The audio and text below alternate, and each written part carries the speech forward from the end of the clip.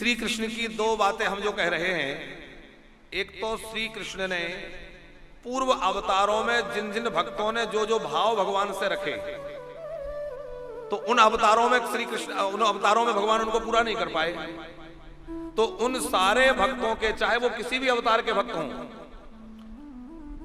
उनके भाव की पूर्ति भगवान ने कृष्ण अवतार में आकर की। दूसरी बात, सारे देवताओं के मान का मर्दन श्री कृष्ण ने यहां किया है।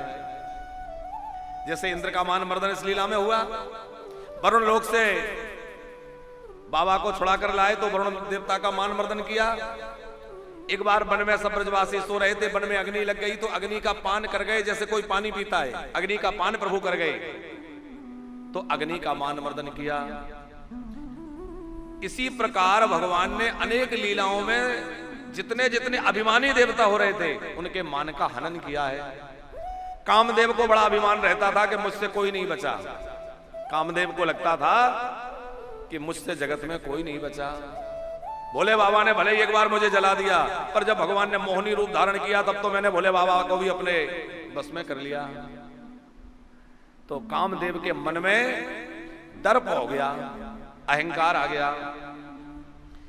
श्री कृष्ण ने कहा कि भाई, कामदेव से कहा कि भैया देख, ऐसा है कि मेरी लीला में विक्षेप मत करना। कामदेव बोला कि आऊंगा तो सही।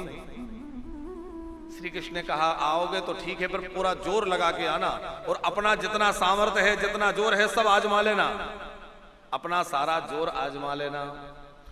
तो कामदेव अपनी पूरे सामर्थ्य और शक्ति के साथ अपनी सेना के सहित आया। श्री कृष्ण ने कहा कि कोई एकांत में रहकर, निर्जन वन में रहकर, सूखे पत्ते पाकर, नियम संयम में रहकर के काम को जीत ले, ये तो साधारण बात है। पर काम का विषय जहां अनेक रमणियां उपस्थित हो, श्रृंगार रस उपस्थित हो और रमणीय वातावरण हो, वहां तुम आके दिखाना, और वहां भी तुम्हारी दाल गलने वाली नहीं है। तो आगे हम लोग रास की कथा सुनेंगे। जब रास आरंभ हो रहा था तो कामदेव आया। रास मंडल में काम को प्रवेश नहीं मिला, और रास मंडल के बाहर उल्टा लटका दिया श्री कृष्ण ने कामदेव को। रास मंडल में प्रवेश ही नहीं कर सका, क्योंकि परम ब्रह्म परमात्मा के मन में कामदेव क्षोभ उत्पन्न कर सके, इतना उसमें सामर्थ्य है। अरे जहां सूर्य हो वहां कभी भी अंधकार जा ही नहीं सकता। एक बार अंधेरा भगवान के पास गया, बोले भगवान ये सूर्य मुझे बहुत परेशान करता है। क्या परेशान करता है?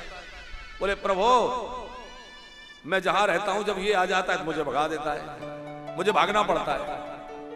अब ठाकुर जी मुस्कुराए, बोले क्या कहो इसको?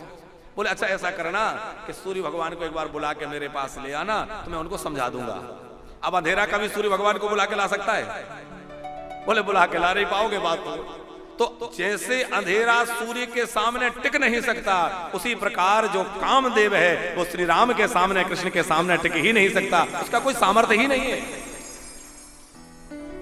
फिर श्री कृष्ण की इस दिव्य अनुपम अद्भुत रसमयी लीला, रास लीला आदि में, चीर हरण आदि लीला में जो काम का दर्शन करते हुए, वो बड़ा भारी अपराध है, क्योंकि भगवान को ये विकार सता नहीं सकते। अरे वो परमात्मा है, ईश्वर है, इस बात को क्यों भूल जाते हैं हम लोग? वो हम जैसा कोई मनुष्य थोड़ी है, उनके अंदर विकार की कोई संभावना थोड़ी हो सकती है। परमात्मा है, जगदीश है, जगदीश्वर है। कामदेव जो है व्याकुल हो गया, और जब रास पूरा हुआ तो कामदेव चरणों में गिर गया। भगवान अब तो मैं आपके शरणागत हूं और आप शरणागत का त्याग नहीं करते, तो मैं शरण में हूं, अब तो मुझे अपने आश्रय में ले लीजिए। तो भगवान ने कहा कोई बात नहीं है, शरण में आ गए हो तो फिर शरणागत का त्याग नहीं है। अब मेरा वरदान है कि तुम मेरे पुत्र बन के आओगे। तो वही कामदेव जो है श्री कृष्ण के प्रथम पुत्र प्रद्युम्न जी के रूप में प्रकट हुए हैं, और कृष्ण पुत्र बन करके भगवान को खूब वंदन किया है।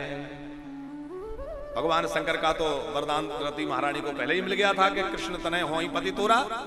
यहाँ भगवान का भी आशीर्वाद कामदेव को मिल गया, पर कृष्ण पुत्र बना। तो इस कथा को सुनाने का अभिप्राय हमारा सिर्फ इतना है कि श्री कृष्ण ने अपनी इस लीला में सब मानियों के मान का मर्दन किया है। इंद्र हो, कामदेव हो, वरुण हो, अग्नि हो, आदि आदि